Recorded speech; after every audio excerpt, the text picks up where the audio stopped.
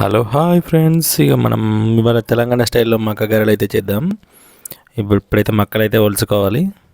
మక్క కంకుల నుండి మక్క కంకులు అయితే ఒలిచాము మేము. ఇక అలాగే మనకు పచ్చిమిర్చి, గారెలాకు, జీలకర్ర, కొత్తిమీరలు,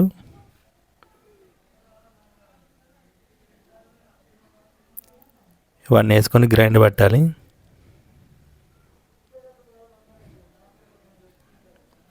గ్రైండ్ పట్టినాక వెంటనే మనం పిండిగా వేసుకోవాలి. దంచడానికి అయితే అల్లం వెల్లుల్లి పేస్ట్ దంచుకోవడానికి ఇవి.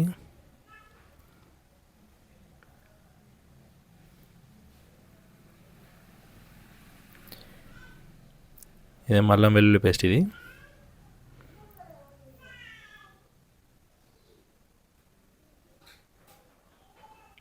వీటన్ని అయితే ఒక మిక్సీ బార్లోకి తీసుకొని మిక్సింగ్ పట్టాలి.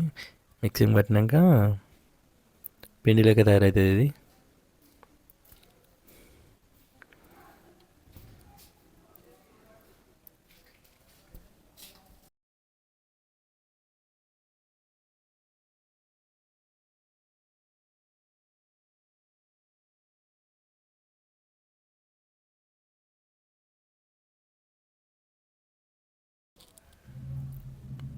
అలాగే పిండి అయితే పట్టేసాం. ఇక మనం అయితే కంచుడు పెట్టుకున్నాం పొయ్యి మీద, సిలిండర్ మీద.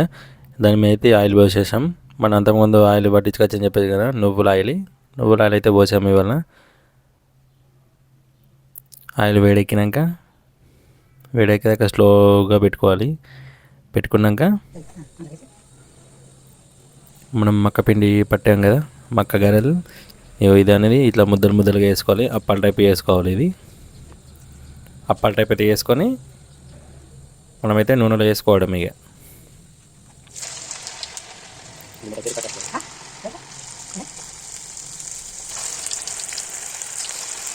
ఇలా వేసుకున్నాక తర్వాత కొద్దిగా లైట్గా కలర్ చేంజ్ అయ్యేదాకా చూసుకోవాలి.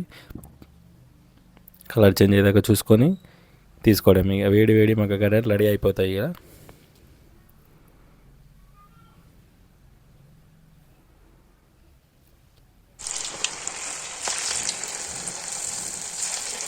ఈ సంవత్సరం అయితే ఇదే ఫస్ట్ టైం చేసుకోవడం ఇవి.